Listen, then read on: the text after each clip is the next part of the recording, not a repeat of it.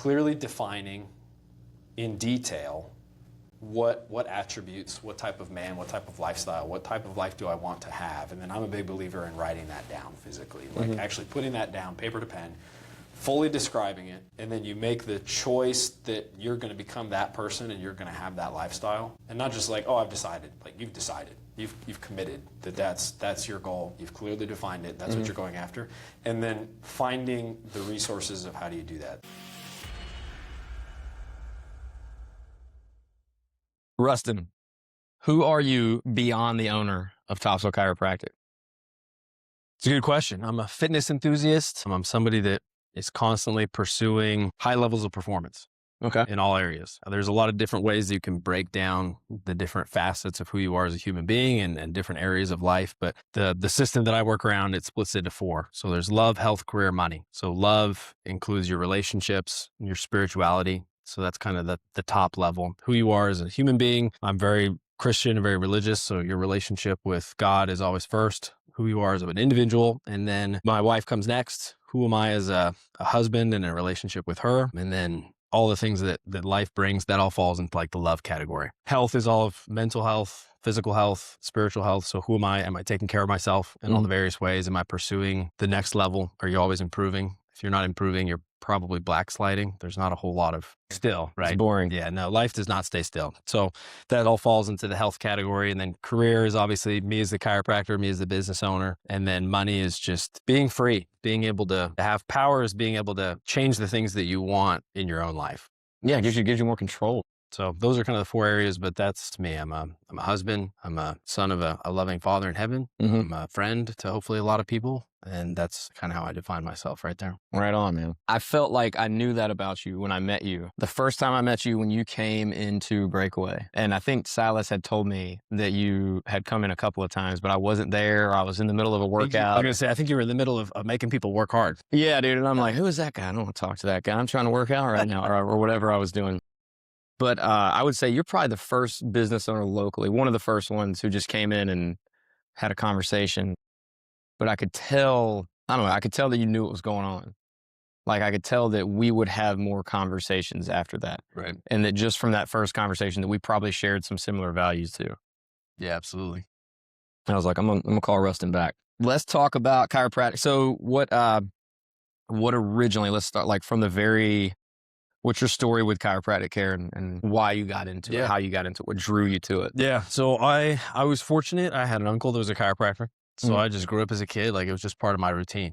And I didn't really, As in like you went to your uncle and he adjusted, did whatever it was. So we lived close by and my parents made a priority that we went pretty regularly to get checked out. And I didn't really fully understand why or what other than that I went. It's like going to the doctor, right? Like, right. A little less scary because chiropractors are usually a little more chill than a regular medical clinic, but it's just something I grew up doing. And later in life as a teenager, I kind of narrowed down. We had moved a lot. So I actually didn't go to a lot of like public school. I was either homeschooled and then I did go to high school. I actually graduated as a sophomore because I thought it was dumb. And so I started doing online college courses and I was drawn to actually working in one of 2 directions. I knew I either was going to do like constitutional law, because that's what I was fascinated with. I read all the founding fathers books and all this stuff. Or I realized that I was also super fascinated by just the human body and how it works and how amazing it is. And so as I got older, I realized I don't really want to live in DC. And honestly, that environment of law and the way that I had thought about practicing, I was like, how did you come to that conclusion? Did you live there for a little while? No. I talked to some people that either were attorneys themselves. I talked to some people that knew friends that actually did that type of law. And it sounded like it was going to be a constant uphill battle with not a lot of progress and results. And I realized, which is fine, like somebody's got to do it, right? And doing hard things is always valuable. But I realized the lifestyle that I wanted to build was just not conducive in that environment. Yeah. And so I realized, okay, I want to do something where I'm in control, where it's my schedule. I can do what I want. I can grow how I want to. I can take care of other people the way that I want to. I don't want to work in a hospital. Yeah. I don't want to be on call. I'm not a fan of the allopathic medicine of pharmaceuticals and all that fun world. And so I realized, hey, wait a second. My uncle was a chiropractor. Let me learn a little bit more about that. So I started asking him questions. I was living in Raleigh at the time. Unique relationship. Yeah. for chiropractic, because I mean, I don't think it's as common as, I don't know, my mom was a nurse or something like that. No, there's not that many of us for sure all across the country. In fact, in North Carolina, my license number is like 5,700. We've been around for a long time. So, so there's not that many in North. No. But I was able to ask him questions, and then I actually had a very influential young men's leader through my church at the time in Raleigh, who was also a chiropractor. Okay. I had a couple really good resources that I was just able to talk to and get a realistic look of what is it like, future like. Yeah. Does it provide the lifestyle that I want? Is it fulfilling? All that stuff. And so I pretty much knew from the age of like 14, 15, after asking and following up the research on both of those avenues, that that's what I wanted to do. Did you ever start doing it? Did you ever have like an internship or shadowing? So I did a lot of shadowing. Like you're doing it and you're sitting there thinking to yourself, this is kind of different. Like, let's say you did a lot of shadowing, or I guess you're probably not legally allowed to put your hands on people until you are licensed. But like, let's say you're hanging out in this office with somebody who's mentoring you, who's teaching you. Was there ever a point where you thought to yourself, I don't know if this was the right decision? Like, I don't know if I could do this day in and day out and that be fulfilling or drive me to keep pushing to better my life, to improve, like you're talking about. I was fortunate that I was able to shadow at multiple different clinics. Yeah. Because part of and this applies to you too, when you're a business owner, even in the medical world for chiropractors, there's a lot of leeway in how you do things. You can create the environment and the experience and the practice that you want. Because I shadowed some offices that you could tell people just weren't excited. People came because they realized it was good for their health and everything. And the doctor like enjoyed being there, and he always cared for his patients. But some of the offices, there just wasn't that drive. There wasn't like a spark where you could tell that everybody was super engaged. They were always trying to get better at what they did and helping people. And the overall environment wasn't nurturing to make people want to not just feel better, but become better people. Right. And then I had other offices that was the experience. And so a lot of it came down to I want to have an experience like this office. So how do I recreate that? Because you can have in any business, you could have, it's there and it's somewhere people go. Yeah. But it's not really growing. It's not thriving. It doesn't change people just by being there in the environment.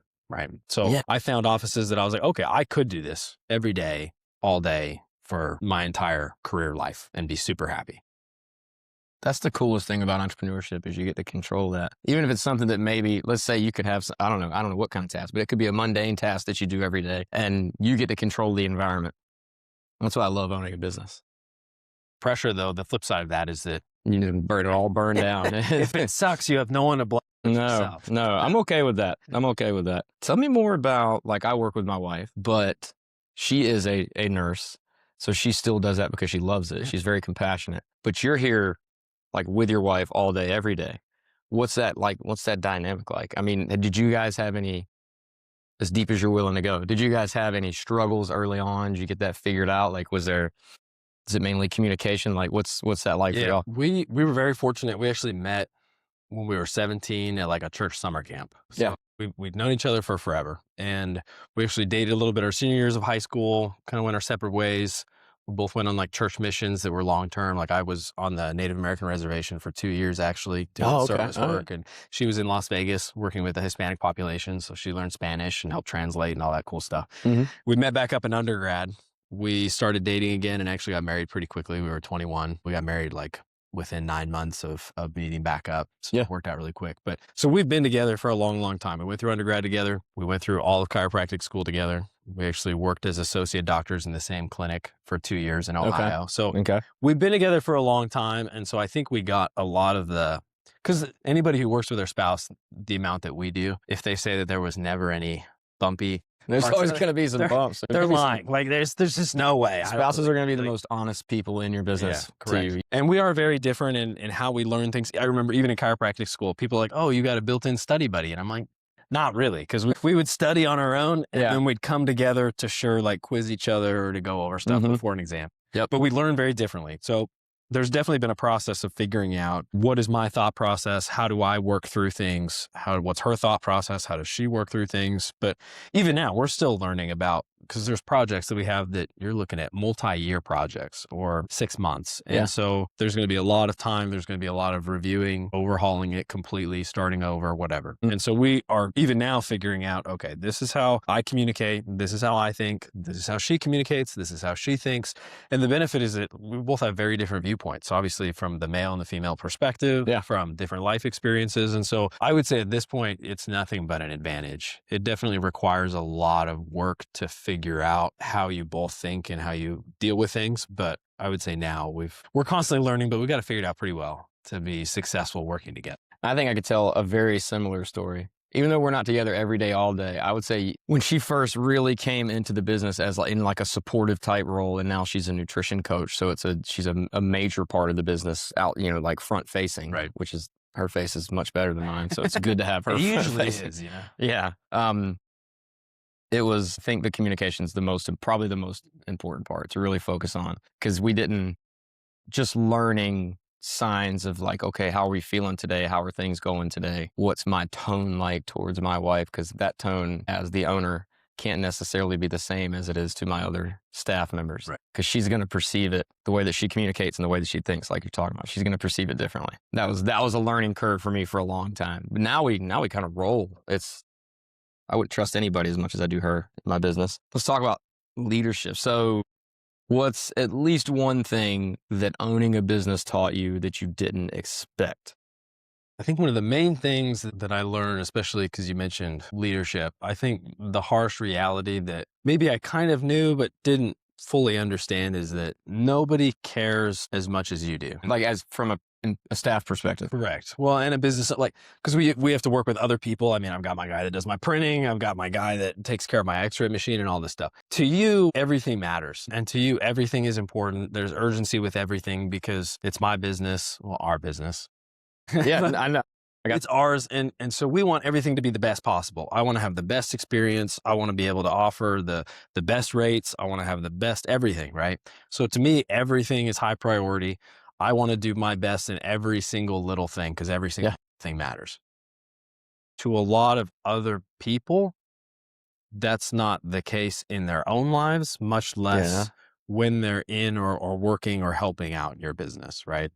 So when did you start to, maybe you did this early on, related, because that was a big lesson for me also, especially hiring staff and teaching them systems so that we can implement something to as close to my quality as possible, and understanding where like what's going to be satisfactory as opposed to like what I would do. Where did you learn? Because you were saying that's not necessarily how they operate in their own lives, right? Did you start to realize like, wait, I'm actually different than a lot of other people because I chose to put all the risk on my shoulders and go this route? Like, did you start to realize that? Like, was there a point? Like your brain is different. You know what I mean? I think one of the first times I realized that is we'd gotten our business, like we'd gotten all the background stuff good to go. We're ready to start open and get running, right? We hired an employee to be there when we first started so that she could focus on front desk stuff and we could do our job. Because obviously when you first start, a lot of it's just about growth, getting up off the ground, right? Yeah.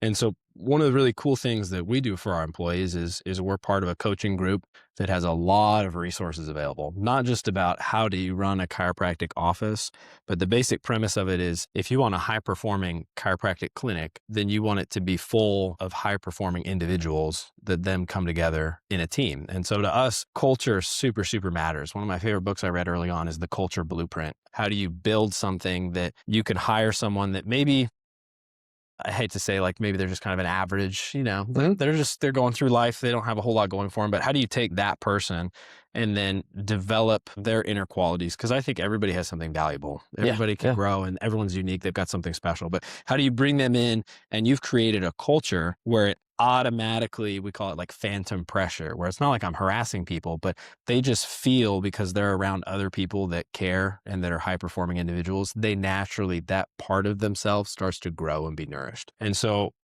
I realized early on, because we had all these resources available through our coaching group, we're actually going this weekend to a seminar up in Minneapolis, and we pay for the whole team to travel. We pay for everything. And yes, it's about chiropractic offices and how to be better and help more people, but it's also about you as an individual becoming better. How do you become better in your relationships? How do you become more disciplined in your personal life? How do you handle money better? How do you invest and set yourself up for the future to be successful? So we're huge on all this. And then I realized and we've had a few different employees here, but you provide all the resources in the world that they have never had access to before. They didn't even know they existed. Mm-hmm. And they don't choose to take advantage of any of it. And that just surprises Like, me. what? It's one thing if you're just ignorant, like you don't know that there's another level possible, but when it's shown to you what's possible, and not just like an abstract, well, you could potentially, but it's like, no, like these are other people that are in your exact same place in life that are doing the exact same position you're in. And this is the amount of money they're able to make. This is the lifestyle that they have. This is the future they're setting themselves up for right now by making smart decisions. Yeah, here's the path. Right. Like, here's laid out. It's been done before. Step by step by step. And then they choose just not to take any steps. Blew my mind. If you don't know, that's one thing, but now you know. And then the same thing with, you start working with a lot of, we're a medical clinic, so there's a lot of background stuff. There's a lot of licensure, there's a lot of certifications, there's a lot of inspections. We have to go through a lot of hoops because it's people's health, so it's serious. And you send paperwork out to get something moving. And to me, it's like, okay, I got it. Let's go.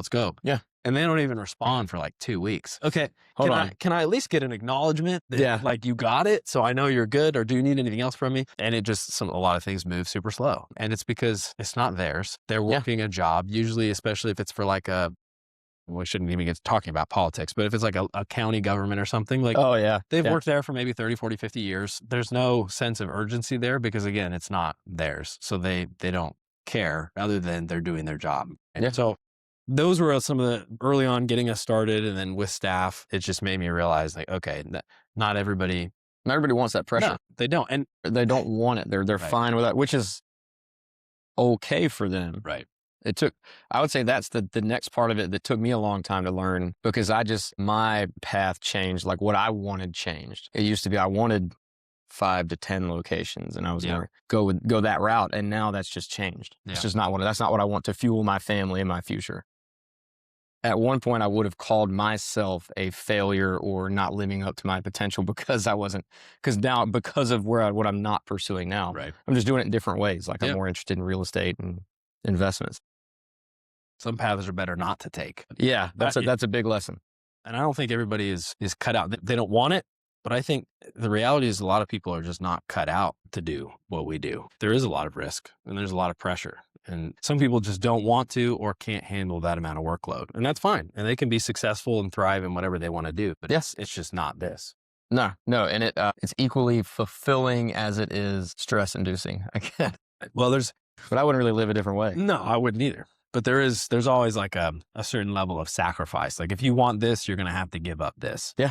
And so it's just a choice of what do you want? Because if you choose to work an entry-level position your entire life, well, then the hard you're picking is that down the road, your lifestyle is not going to be super comfortable. But no, and you're probably more easily replaced. Right. If it's an entry level. You just choose what do you want to sacrifice, what do you want to pursue, but there's always a cost. Yeah. Everything. It's usually time. Yeah. Nothing more valuable.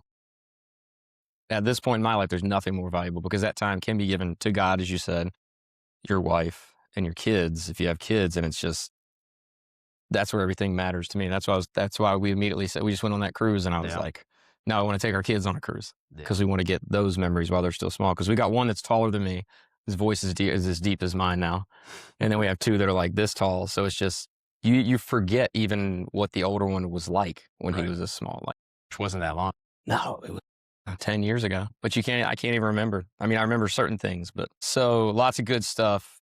I can appreciate your perspective. I really like where your mindset is. What's a mistake you made early on? Like, specifically, let's gear it towards like owning a business. Let's gear it towards like maybe when you started, or even like how long have you guys been open now? Just over like a year and a half. I knew it wasn't too long. And you did not own a practice in the Raleigh area, right? No. So we graduated. We worked as associates for 2 years in Ohio. Mm-hmm. Here to set up our clinic. I lived in Raleigh for a long time, but we actually looked at going there, but I was like 15 minutes from the beach, Raleigh. It was a real tough decision. Yeah, right. I think you put that the right way. So a year and a half is really new, honestly, like in business owning world, right? It is. So what's another lesson you've learned, like in terms of not like where we were going with the last question, but more of like a mistake you've made or anything related to that, like just something you had to change. Maybe you were head on about like, this is the process of when a new client comes in, you call them patients or clients. Right. Patients. So when a new patient comes in, they're going to go over here to that. What was the table called I was just on? Yeah, so the roller table, the So intersegmental traction. They're going to go. They're going to go to the intersegmental traction, and then they're going to come over to X-ray, or they're going to go through this, and then maybe part of that has changed because maybe you were leaking thousands of dollars every time or something. Like, is there any lesson like that you've learned or policy? I mean, there's so many things we've overhauled and refined. Yeah. One of the first mistakes I made early on was you think because you did it that it was good, because we don't like to condemn ourselves or view ourselves in a negative light. And so you're working on projects, you're getting things done, and you're like, okay, I finished it. Awesome. And then you go back a few months later and you look back at it and you're like, that was absolute trash. So early on, I think during the first 6 months, I wasn't harsh enough about, no, like this process needs to be better. This system needs to be followed more closely. And so I think for the first 6 months was really just figuring out, because when you practice as a doc for like 2 years in another clinic, like I was doing pretty well there, seeing quite a few patients, helping a lot of people. And you realize though that you were winging more than you thought you were. You're just kind of relying on your skill set or whatever, rather than having a systemized approach to everything. And so having systems and procedures, but then you actually have to follow them for them to work. Like you can't veer off. Otherwise the results aren't consistent, right? Like No. you have systems for a reason. And so realizing, okay, no, I need to stay in line with the systems and the procedures. Even if that's not how I naturally would do something, it doesn't matter how I would naturally do something. This way is better. So I'm going to force myself to do that. So that was one of the big mistakes I think I made, is not arrogance, but thinking, okay, look, I've been doing this for a while. I know what I'm doing. It's fine. I can do it this way, even though, especially after joining, because we didn't join this coaching group until we started our clinic. When we were associate, I was going to ask you that. Yeah, like, how long did you operate? Yeah, with when we having were coaching? associate docs, we didn't have access to any of that. And part of why we wanted to work at another clinic is so that we could learn the business side of things, because they don't teach you that in school. And what little they do teach you is like garbage. So we're like, hey, That sounds like my industry. it's the same. So we're like, okay, we'll learn, we'll grow, we'll be nurtured by this doc who had a very successful practice. And then that'll help us be ready to set up our clinic and know how to work with things. He was so busy keeping the business running and seeing his own patients, because he was still actively in practice, that really everything we learned was just from trial and error, from our own experience. And so, yeah, it kind of worked and I got in the groove of making it work, but then you get shown a better way. Yeah, you didn't know if there was a better way. We had no clue. You just knew that way. We had zero clue. And luckily I had a doc that he had a cash only practice. He didn't do anything with insurance, just super, super successful guy. And he's like, look, if you think you can achieve high levels without a coach of some sort, you're just fool. That might have been some of the best advice you ever got. It was. I look back. I never got that advice. I got lucky with it. I talk to him regularly. And every single time we talk, I'm like, thank you for telling me that you're not smart enough to figure it out on your own. Yeah. At least if you want to do it quickly or efficiently, maybe those you are the two. Figure it out. Quickly and more efficiently. Right. So, and consistently. Correct. So that was like the most life-changing advice I ever got. But then again, like I should have more quickly just said, okay, yes, this is how I've done everything. There's a better way. And just immediately just really dive into what I was being taught and applying it more quickly. Even after you started with coaching. Yeah.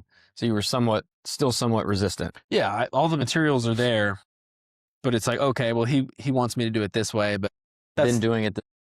I've done it. So maybe I'll hybrid it, like, and then you come to find out, like, he's right every time. Like Courtney and I laugh all the time because the name of our coach is Tori, and we're like, frick, Tori was right again. Just all the time, because he's already made it so far. And now he has like hundreds of docs that he mentors and that he coaches. Yeah. He's got this whole group worth of experience where he handles calls on every topic you could possibly imagine all day. So of course he's seen thousands of scenarios that I will never see.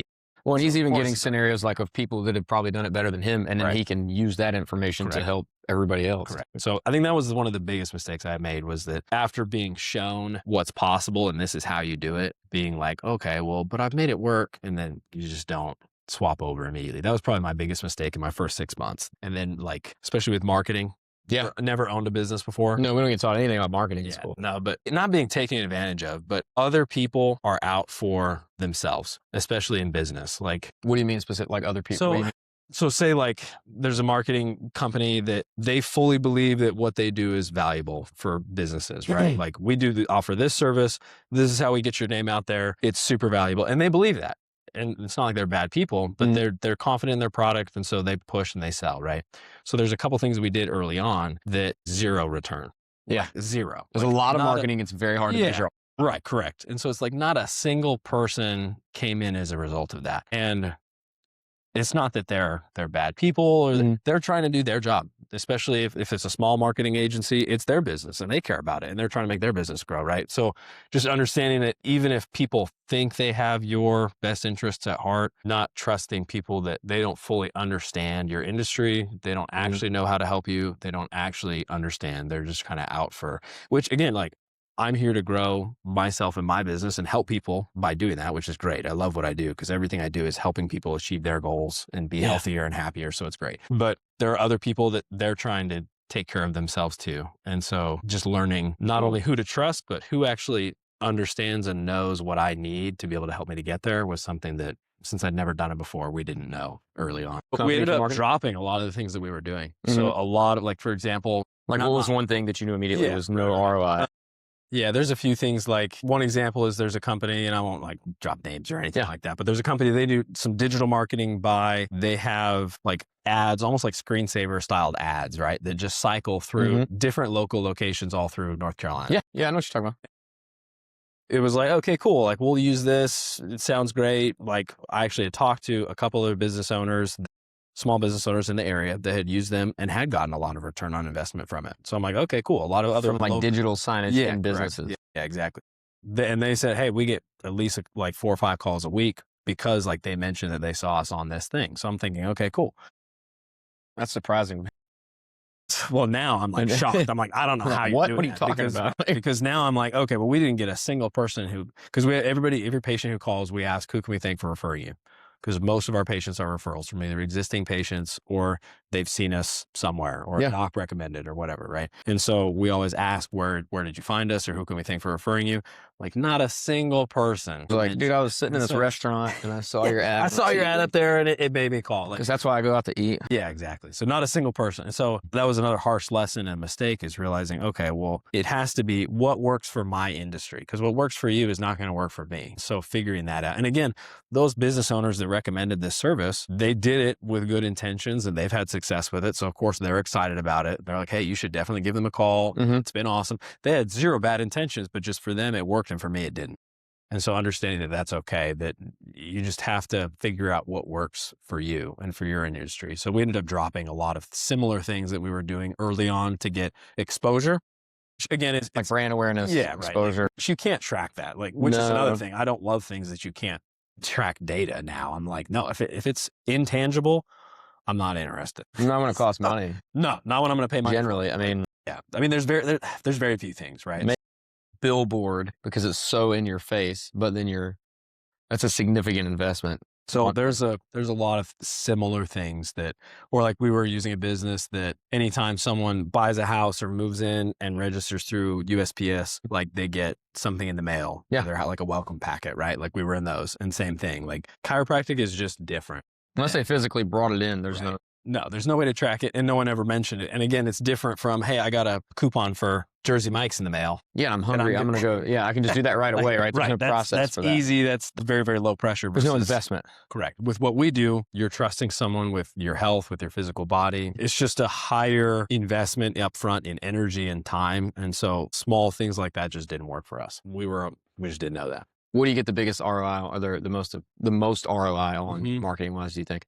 Our first partial year, like the first 6 months we were open, 2024, actually over 25% of our new patient that came in was because of, we actually do like either events, or we have like we call it like the new patient generator, where it's a packet. It's in some information about who we are, what we do, things that we help with, and then a gift certificate that makes it so they can come in and get whatever problem they have checked out at no charge. Yeah. Because I don't do insurance. If I did insurance, I actually legally wouldn't be able to do that. But because we exist outside of that, I can do an exam, I can do x-rays, I can work on them a little bit that first day and then show them, hey, based on what you got going on, this is what I'd recommend. Yeah. And I can do that at no charge. And so a large percentage of our early patient base came in because of that. At this point, the majority of new patients that come in are all direct referrals from existing patients and family members and friends, which is awesome because that's no charge. I mean, is that generally the biggest driver in a business like this? Referrals, because, in my industry, it's always about, you started out, you relied on referrals, but then you had to get this process in place to do this consistently, and this process to market this consistently. And then you started looking at paid ads, and then maybe you hired somebody for paid ads, or you did it yourself. Is there a point where in order to get to whatever level you want to get at, do you have to to do more? Or is there a paid version of it, or in a clinic like this, is referrals really going to be? It depends on your clinic model. There are some chiropractic offices that like they exclusively work with, say, like car accident patients. Those people, they see the patients for a set amount of time to recover from their injury, and they don't really do like a long-term wellness or preventative. Like it's, you come in as a new patient because you've had a car accident. We treat you until you're fully recovered and you're good to go. The case is closed. We never see you again. That model relies very, very much so on getting to those people before they go somewhere else, right? And so those people are very aggressive. Like the ambulance? Almost, right? But but there's also strict laws in place where me as a medical provider, I'm not allowed to directly contact someone who's been in an accident for 30 days following the accident. For them, they have to spend a lot of money on brand awareness, on being on the bus, on the bill. Correct. So those people spend a very large amount of money on marketing, but that's because that's what they do. So they have to, right? So a lot of it depends on what's the business model. Our clinic is mostly like wellness preventative, where people come in with a problem, we help them resolve that issue, or if we're not the right fit for them, we refer them to someone who is, right? And then our goal is that we help people stay feeling great and prevent future problems into the future. And so retention is very important. Yeah. I would love that, 70 to 80% of the patients I see in a day are not in what we would call an acute care plan, where they're coming in, because it's the same with exercise. When you're first getting started, any trainer who tells you can work out once a week and make significant progress when they're out of shape is just lying to you. Like it's about the repetition. It's about the exposure, the physiological exposure and stimulus. Over and over again. Correct. I mean, and they're probably thousands of workouts behind from where they should be. And it's going to take hundreds of workouts realistically to get them to where they can afford to do more of which I hate the word, like maintenance. I mean, it's a thing though. But it is. There's different phases in life. You can devote more time and less time depending on where you're at. But there's in the initial phase, that acute phase, the repetition has to be more. So when someone first comes in with a problem, I'm seeing them a lot. After that, adults usually are seeing anywhere from like weekly, depending on how bad their problem is, to every other week, every 3 weeks. Everybody's a little bit different. But our goal is that like 70 to 80% of the patients we see, we're just helping them slow the degenerative process, feel great, and stay feeling good into the future. Yeah. So for us, our goal is to be predominantly referral based, because it costs me zero money. To just provide an amazing experience that people want to tell their friends and family members about. And then I'll do a little bit of marketing. We're moving more to we will do some paid ads on Facebook, Instagram will be kind of our other thing that we do. And there are clinics that's the main driver of their new patient base, is they're like spending thousands and thousands of dollars on social media to pull people in. I'll be interested to see cost per lead with a chiropractic clinic. I feel like it would be somewhat similar to my business. Could very somewhat, because we both have the same focus, just two somewhat different ways of doing it. Because we want longevity. We want people to be happy, healthy, and fit for the rest of their life. And retention it's interesting, because I hadn't thought about how important retention is for you. And I'm interested, is that a discussion you have? Like, do you have a churn rate, or do you guys track your retention percentage? Like how long a client stays with you, things like that? Like, is there a standard that's considered good or great in your industry? We have benchmarks of how many people that come in to get checked out. Of that percentage, how many of those patients then choose to actually start care and follow through? Because we're very transparent upfront with people. Because of how we do things, we just tell people flat out. Like if you're 60 years old, you come in, you've had chronic low back pain for 30 years, you got numbness and tingling down your legs, you can't stand for more than 10 minutes. Like that person, I'm going to do I'm going to do all the exam and x-ray stuff. I'm going to sit them down on their day 2 appointment. We call it like the review of findings. I'm going to sit down with that person and I'm just going to lay it out and be like, look, dude, based on other people that I have worked on, you're looking at a 3 to 6 month process. Here's how much it's going to cost for the whole thing. Here's the therapies we're going to use. That person is definitely going to do the non-surgical spinal decompression, because that's a gold standard for people with radiating pain, like nerve pain down an arm or down a leg. So I'm going to lay it out and be like, look, dude, here's the program. You're either going to commit to it, or I can recommend that you seek care somewhere else and I can give you a referral. But I don't do the whole, let's get started and see how you do. Because that person, you're doing them a disservice. Because even if you get them feeling better after a couple of weeks, maybe a month, then they disappear, or they're like, oh, I'm good now.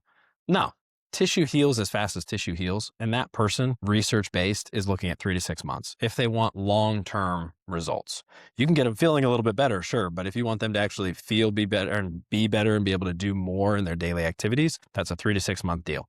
So I'm very clear with people up front where I lay out, this is what it costs. This is what the schedule looks like. This is what you're committing to for this period of time. If you want, we get started today. And they just decide after having all the information, they decide if they want to start or not. Yeah. So there's a percentage of people that come in and get checked out that will end up actually saying yes and starting the acute care plan. A percentage of those people at the end of care, we do the same thing. I'm like, hey, look, based on my experience and your condition and what research shows, this would be a good supportive thing to do in addition to you need to exercise, you need to have good sleep and recovery, your diet needs to be improved, all those other things. All that stuff. Yeah. Yes, all the good stuff. Like all that is also important. But I tell them, hey, based on my experience, your age, your degeneration, your condition, this is what I would recommend. If you'd like to do that, great. Here's how you do that. This is what it would cost. And again, it's just like this is what I'd recommend. If you want to do it, great. And so there is a percentage of people that come and they get checked out that we're shooting for that actually start their care plan. And usually if they don't start, it's because I didn't explain or educate them well enough, or they just don't understand the seriousness of it. Even if I do everything right, they're just like, hey. Or there's the people that they're like, hey, that makes sense financially. I don't know if I can commit to that right now. And I say, okay, well, don't start if you don't plan on finishing, because the worst thing you could do is literally get like a quarter of the way through, and then all of a sudden you realize financially it's not going to make sense for you. Yeah. It's like, well, I'd rather you just keep your money, save, wait, because again, even if I get you feeling better, I don't care about that. I care about the physiological result that we're shooting for. So wait until you can actually commit to that, right? But there is a percentage of people that finish their acute care plan that then transition into preventative wellness care, and we track all those metrics and we have benchmarks that we shoot for. So usually, so it's a percentage. So the goal is on average, somewhere upwards of like 25 to 35% of people that finish their acute care plan will then go into a structured wellness routine. There's lots of people that they're like, great, I did the whole thing. I feel way better. We've made a lot of progress that is long-term because of the way we do it. It's not like they're going to fall apart in a month because we do things the right way. But there's a lot of people that will then choose. They're like, okay, well, let me just call, like, I'll get tuned up every once in a while when I want to. And there's a lot of people that choose to do that also, just because they don't like the structured. They don't want to commit to something, even though that's what's best for them. Yeah. Is that it's structured. Let's be real. If you accountability in that. Right. Exactly. And if people wait until they're hurting, pain is the last thing to show up and it's the first thing to leave generally. So it's like, okay, having something structured, they don't have to think about, it's automatic. They're going to be much better long-term and they're going to get much better results. I would assume you guys would follow up even if they choose not to have it structured, right? It's time to call them. They're probably hurt. They're probably getting stiffer. Yeah, right. I send out I do a lot of handwritten mail. We do Christmas cards every year. We touch base once a quarter. That's what I was thinking. Yeah, we have a lot of methods that we just check in on people because at the end of the day, like it's kind of tricky with both of us with what we do, because there's the business owner side of things, but there's also just like, I care about people's health and longevity. And we both know what happens over time for people that don't take care of themselves the way that they should. Yeah. People you're super excited about, you're like, you're a great fit for this place. You're going to contribute to the culture. Like, I'm going to enjoy working with you. Yeah. And they do it for a while. And then all of a sudden, without any warning, they just don't answer texts or you know what I mean? You're and it's tragic. It's so sad. Oh, no, you told me how stressed out you were and how you get busy, and we're here to help you stop. Think about yourself a little bit. And then, you just can't get them. They just weren't ready. No, it just wasn't time yet. One of the sayings that has helped me out a lot that I heard actually just recently, I think it was like 6 months ago, it was like, what you have is not for the people that need it. It's for the people that want it. Yeah. They're in that stage of readiness where they're ready just to go for it. Because the reality is everybody should work out. Because we don't move enough else. We're not all out hiking all day. We're not all in physical labor. And then on our side of things, we talk, like people ask me all the time, like, who would benefit from going to a chiropractor? I'm like, well, do you have a spine? Then there's some level of benefit. You may not need as much care as someone else who is absolutely just destroyed. But my goal is that your back is never the thing that gets you in the end, that you end up with a walker or a wheelchair or wearing an adult diaper because your low back nerves are getting crushed to the point that you have no control of your bowel or bladder movements. Yeah. And that's a very common story, unfortunately. Yeah. So that's my goal. And so everybody, I'm like, it just kills me because I see people, I'm like, okay, go keep taking painkillers, go get your injection every 6 months for the rest of your life. Yeah. That just kills me. But not everybody's going to do what's best for themselves. So somebody comes in, you go through your process, and then you are painting a picture You're right. of a future result. And then it sounds like it's massively, and I've been real heavily on business questions here, which is what I'm interested in, but it's massively important to create the expectations and the perspective of how long this should take. Not like how long it could take necessarily, but like, this is what you can expect. So we're going into this with the right mindset. It's not just, hey, you stop having pain, go about your business. Like, that's the first thing, that's the first thing to go. We got to make sure it doesn't come back. Right. If you're an average adult that comes in with, say, like, you've got low back pain or neck pain or whatever, right? And it's been going on for a couple of years or long-term, whatever.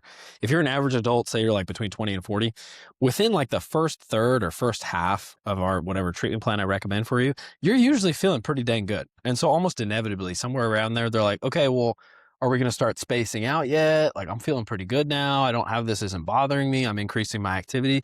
And the answer is no, because yes, I care about how you feel, but at the same time, I don't care how you feel, because everything I do, we have evidence to back what we're everything doing here. I do is physiologically based. Yeah. Like, it's tissue remodeling, and that takes as long as it takes. Yeah, it takes a while. So there's always inevitably, but that's why I'm so clear up front. Like, I'll come check you out for free, so there's zero barrier to entry. I will walk you through what it legitimately looks like physiologically. And a lot of people are like, oh, my chiropractor wants me to come 2 to 3 times a week because they just want my money. I'm like, it is. That, which is so...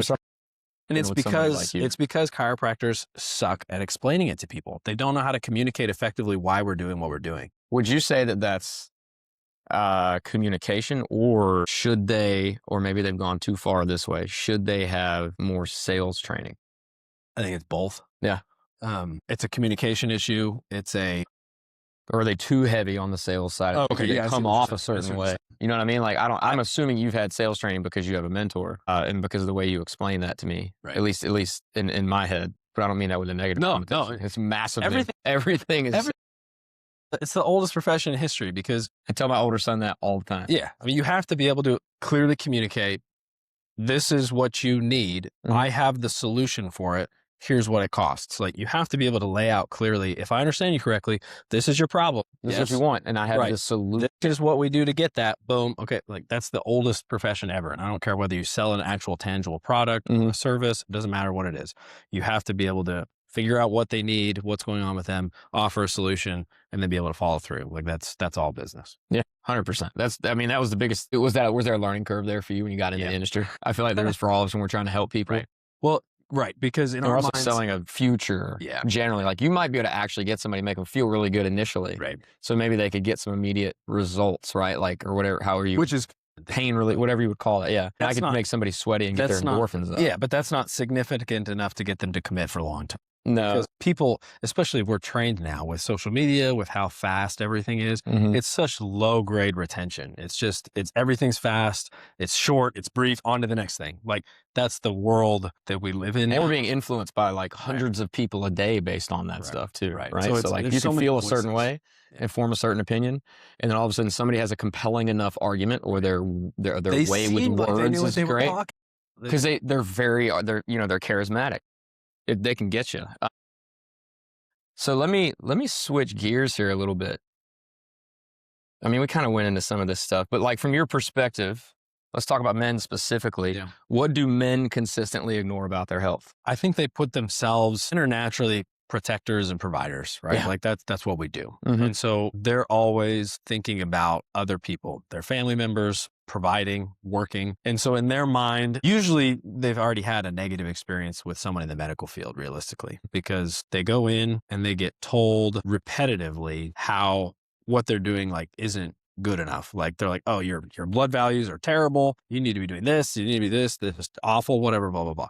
They're just doing their best usually. Right. Yeah. And so it's usually a matter of they've ignored it, and they become really, really good at pushing through things. And so they're like, because the wheels aren't falling off, I'm fine. And I'll wait until a future date when it gets so bad that I have to take care of it. That's when I'll take care of it. And so usually men, they look at big picture, but they don't realize, if you zoom in a little bit, first of all, you don't have to experience whatever problem you're experiencing. Like, there is an alternative. That's just not how life is. Like, it doesn't have to be normal. That's not the norm. Every time I hear someone say, you're going to fall apart when you turn 30, I'm like, you're so dumb. No, It it's not going to It happen. drives me crazy. So That's on me. So people, they don't think that there's an alternative, first of all. And then they don't realize that it's not going to be that hard, actually. They think it's going to be this huge ordeal. I'm like, look, it's not that hard and it's not that much money to get it taken care of now. And it's never going to be easier and cheaper than it is right now.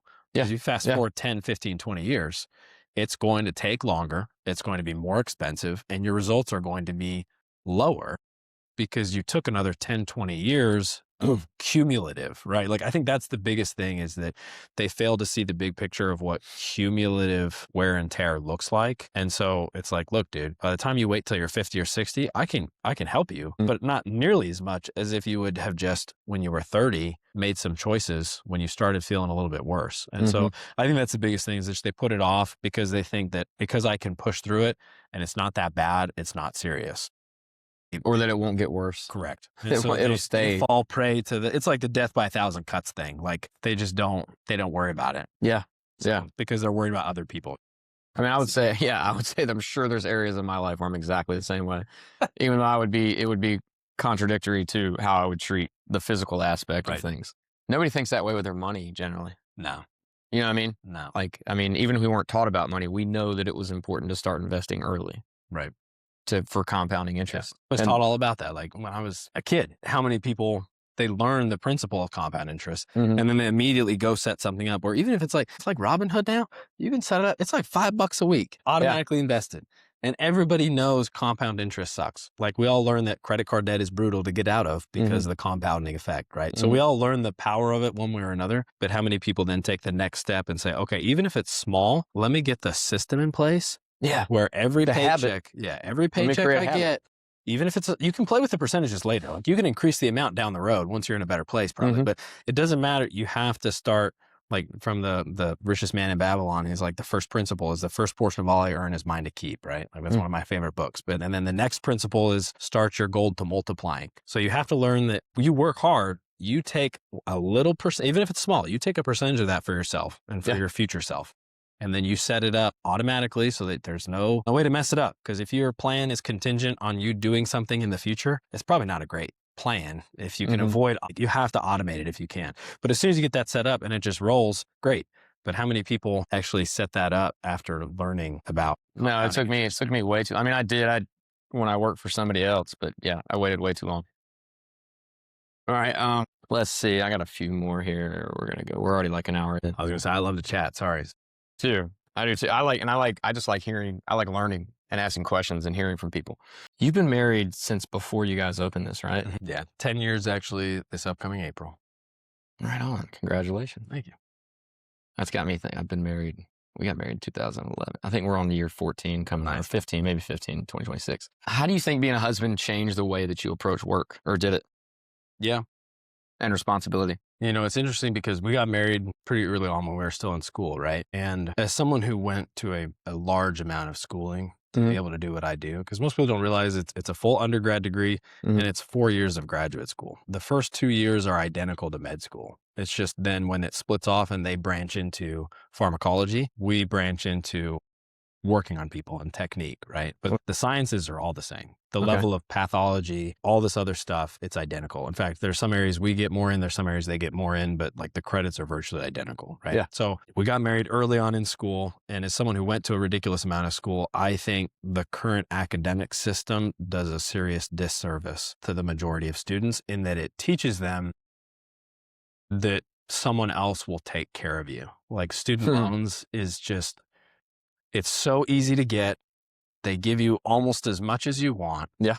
Without, I mean, when you're an 18, 19-year-old kid, I was completely irresponsible with my school loans. 100%. Dude, I bought wheels for my truck and tires with the extra, rather than just use it for gas and food or whatever. Right. So, and I hope that that's not intentional, but the cynical part of me believes that is a way to get people started off very tied to the system and not thinking for themselves. So, but anyway, so we got married very young and I fell prey to that too. Like, I mean, I always worked all through undergrad, all through grad school. I still had a job, right? Yeah. Like, I was like, I've got some extra time. Let me try and make some money. But all of a sudden you're done with school. And I will say, especially it hit me when we started a business because I pretty much started working as an associate right out of school. And it was more money than I'd ever made before, but like it still wasn't that much money. things change, right? Yeah, Like right. you got more expenses. But all of a whatever. sudden, no one is taking care of you anymore. If you're going to have money, if you're going to survive, if your business is going to stay open, if you're going to be able to afford to survive and live and have a place to live and a vehicle and all that stuff, that's, I feel like when it really, really hit me is that, okay, like it is my responsibility to sacrifice the parts of me that are lazy, that seek leisure, that want to satisfy my own desires or whatever. Like that has to go. I mean, there's that scripture that, You have to die to self. right. Yeah. Exactly. It's a very similar paradigm. When you're a grown man, like you put away with childish things, right? Like that's when you truly become a man, is when you put away the childish parts of yourself, right? So I think that's when it really, really hit me, which I think is sad that it took that long to really like awaken and figure that out. Because I can say, I mean, I worked hard as a student. I graduated with really, really high scores and everything. Like I made sure I worked hard in school, but you look back and I'm like, that doesn't mean a whole lot. Like school was never really challenging other than you're balancing a lot of things, at least for me. Like the material was never that difficult to understand. But I look back and I'm like, man, think of how much wasted time where I could have been doing things. I could have prepared better. Just all these little things. And so that's a really rude awakening call. And it didn't hit me until all of a sudden there is no one but me that's making sure that things work out. That's when I was like, okay, like I got to wake up and actually start being a husband, being the head of our family. Yeah. Yeah. It probably took me longer than that, I would say. I mean, I would say I was just coasting through undergrad. And then I did graduate because at that point, I figured out I liked to learn. But like I didn't really know when I was going to graduate undergrad. And then we got pregnant with our first son. And I was like, uh-oh, I got to step it up. I remember getting recommendations from my like teachers and advisors for jobs. And I'll never forget the one. There's a guy named Christian Bynes, because he was from, I guess, Australia, and that was how he spoke. But he was at UNCW. I think he's still there. But I'll just never forget, because he said, once Joe found out that he was going to have a son, everything changed. And it's that moment. Like you have to step up. I don't think there's very few things that are a better calling than that. Like when it clicks, when you realize it, because then you got something to drive you, even when you don't feel like it. And I think I've talked to a lot of my buddies, and I think finding out you're going to be a dad is like a big opportunity. I think like starting a business was that for me. Like, okay, there's no money coming in just like automatic, right? Like I got to go do something, right? So I think there's those moments. I do think it's kind of sad that, number one, people don't have that wake up aha moment for themselves, like before getting married or before having kids or before doing something really challenging. Yeah, some people do. I feel like they do really well. Right. You know what I mean? You're like, that guy had that moment. And it's amazing. When you see someone that started early on, they had that moment, that's just amazing. Yeah. And then you would think that, okay, getting married, like you're committing to this other person.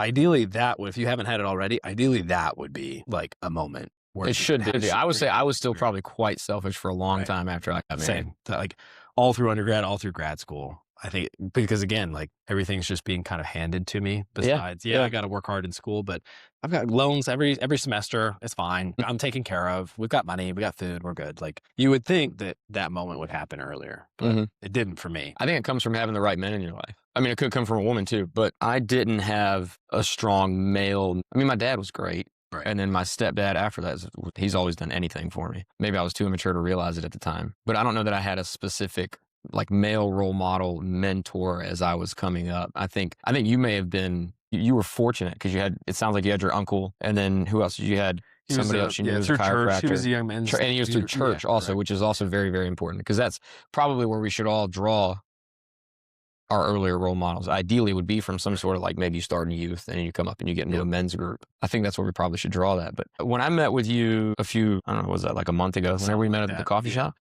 You know, I talked about the Brotherhood and what it was for, right? Like, it's not just like you have a business mentor, and we would get into business stuff. We might talk metrics, we might, whatever we do with the Brotherhood. But the goal is for it to extend beyond that, with faith, with money, with life. And then it's called a brotherhood for a reason, because I think that all men need some kind of support from other men, but you want it to be the right kind of men. And you mentioned something similar, or that you were looking for something like that.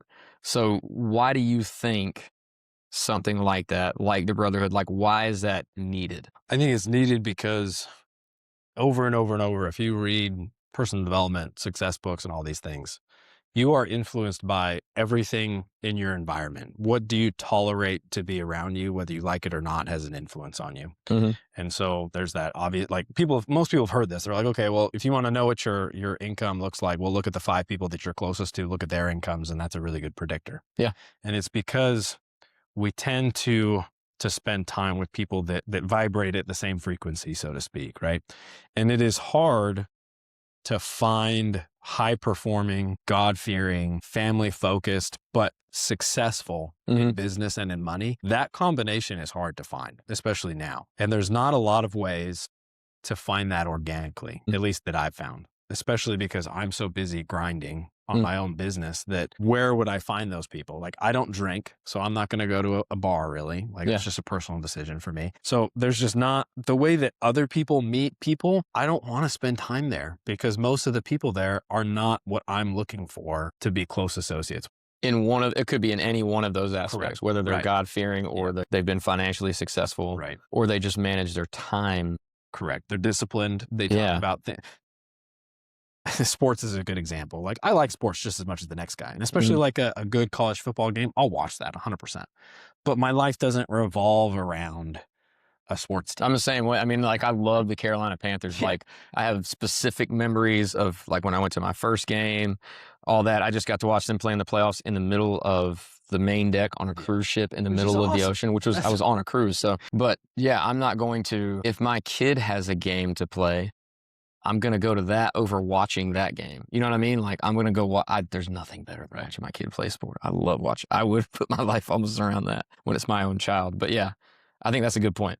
But especially not even just their life revolves around it, but when they allow outside influences to determine how they're going to feel. Like, my team lost, so this entire week is just terrible. I'm like, how weak is that? That's something I did when I was like 18, 19, 20. Like, they don't know you. They don't care about you. You have your own stuff to take care of. It doesn't matter what happened to them. It's entertainment, and you get to work, basically. Well, they're always going to be there. If we're talking about sports specifically, like, they're not going anywhere. So finding people that have that same mentality is just really hard, especially someone who has all of that. Because I know great people through church, but there's not very many of them that are also very, very driven, business, successful people that can then get both perspectives simultaneously, right? So it's easy to find people that in one of those areas, they're doing well. There can almost be like a cognitive dissonance there, like God and money or success. That some people, you can define success by money, you can define it a lot of different ways, but they can be kind of tugging at each other too. The concept of like being poor is a way to be like pious or righteous. I've never really understand, because it's the love of riches that is the root of all evil. It's not having wealth, because the reality is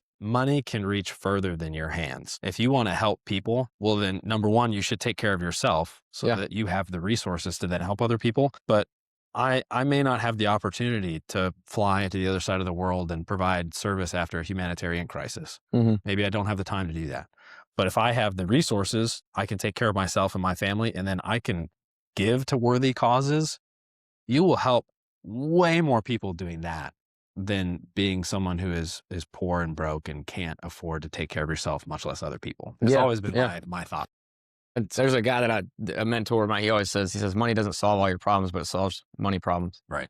And it does. And it can solve money problems for other people too. And having the basics of food, shelter, like provide and protect, right? It's hard to do anything worthwhile in life when those concerns obsess all of your time and attention. And we're called to work. If you're a Christian, you know that you're called to work, not to be a sluggard. And there's no retirement really in the Bible. There's just inheritance that you I always tell patients, because the patients I've seen retire the fastest are the ones that retire from work. They're not physically active. They don't have a group of people they hang out with. They don't go out of the house. They don't do service. They don't help other people, and they just age instantaneously, really fast. So my favorite phrase is, I'm like, you don't retire from something, you retire into something. You just, that time that you were spending with that, you just can divert to other things now, which is great. It's a new season of life. It's a different phase. Yeah. So I don't plan on slowing down. I don't plan on retiring. I'm gone. I mean, there's going to be something. There's going to be real estate. There's going to be something at some point. All right. We'll say this is the last one because we've been talking for a while. What advice would you give to a man who, this goes with this, maybe we just answered this, but would you give to a man trying to build both a successful business and a life he's proud of? So, I mean, really, to me, that's more like a personal life he's proud of. Right. I think it all starts with being honest with a self-assessment of what type of person are you? And then I think you can't have something if you can't describe it. So I think you should take the time to really look at, okay, who am I? And who you are is what you've done, right? Like Your identity. correct. So who are you? Clearly defining in detail what attributes, what type of man, what type of lifestyle, what type of life do I want to have? And then I'm a big believer in writing that down physically, like actually putting that down, paper to pen, fully describing it. And then you make the choice that you're going to become that person and you're going to have that lifestyle. And not just like, oh, I've decided. Like you've decided, you've committed that's your goal. You've clearly defined it. That's what you're going after. And then finding the resources of how do you do that? So whether that, for me, like finding coaching was a life-changing thing. Finding other people that are either already doing it or also on the same journey as you that you can be accountable to, I think is the next step after that. But if you don't have the personal conviction and the honesty with yourself to be, okay, this is the life I've built. This is the person I am right now. Clearly defining what type of person, what lifestyle you want to have. And then you actually start doing something. Like and then because you define the actions that it takes to get there, or you read about them, or you learn about them, or you ask somebody about them. Right. And then you have to do those actions, and it's very uncomfortable. Most you're doing it right anyway. Yeah, it's uncomfortable because it's going to be hard. It's going to get you out of what is comfortable, and your brain always wants you to be comfortable, right? Have you ever read on how people, when you're going through that, and when people are asked to identify with their future self, like how much they struggle with it, like so they've hooked people to where they measure essentially like brain or different levels of frequency in your brain. And when they showed them, they asked them to picture themselves, and let's say this side, whatever part of the brain it was that was activated, let's say it was this side. And then they show them a picture of a stranger, this side. And then they say, I want you to think of yourself in 5 years. And for something like 80% of the people in that study, the same side as the stranger side is what lit up, because they cannot identify with where they want to be. Like you have to literally identify with where you want to be. Otherwise you won't be taking those actions. And it's the same way in weight loss and being more physically fit and happier. Like if somebody doesn't like how they look in the mirror every day, it's very hard, even when they've achieved every physical goal they've set, to change how they perceive themselves in the mirror. Like they have to literally tell themselves, like almost, there's better words, but like trick themselves into appreciating themselves. Right. Yeah. I think that goes back to too, like people are so obsessed with what their senses are telling them is the right now. Their feelings. Right. What's their perceived reality right now? Like senses, I would say like senses versus your mental faculties. Like I don't want to care what my senses are telling me. I want to worry about my will, my ability to reason, my memory. Like those are the things that actually matter. And so I think it goes back to like faith is kind of the same way. If you focus only on how things currently are, well, that's probably what you're going to continue to gravitate to and continue to perpetuate into the future. Like you have to realize the truth is this, that isn't, I can't see it yet physically, but that's what I'm creating. And that's the reality. Currently, this is just me getting there, but this is what is actually the truth. This is the reality. And I think it's easier people that have faith in God, because I've never seen him personally, you know, like if you already have that basis, it's easier for you to say, this is reality. I can achieve that. And so I think they do have a hard time. Like they're so obsessed with what their senses are telling them. They can't think about and imagine what does actually the future look like, which is unfortunate, but yeah. And I think that's good advice. I mean, that's something everybody could work on. They could create the habits to get better at that. Right. Which sometimes is just how you talk to yourself. Yeah. That's a big one that I've learned over the years. Well, cool. Rustin, I appreciate your time, man. Yeah. Thanks for filming this. And yeah, it was awesome. Good talk. Hit subscribe, turn on notifications, and stay locked in. Brotherhood is more than business. It's about leading from the front, leveling up in every domain, and becoming the CEO of your own life. Step up, execute, and we'll see you in the next one.